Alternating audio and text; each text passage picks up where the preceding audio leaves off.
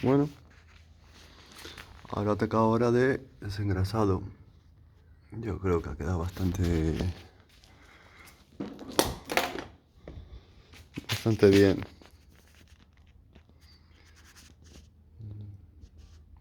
Lo lubricaremos un poco ahora, pero vamos. Ya está totalmente desengrasado. He quitado toda la roña. Y yo está bastante bien. Y ya después de esto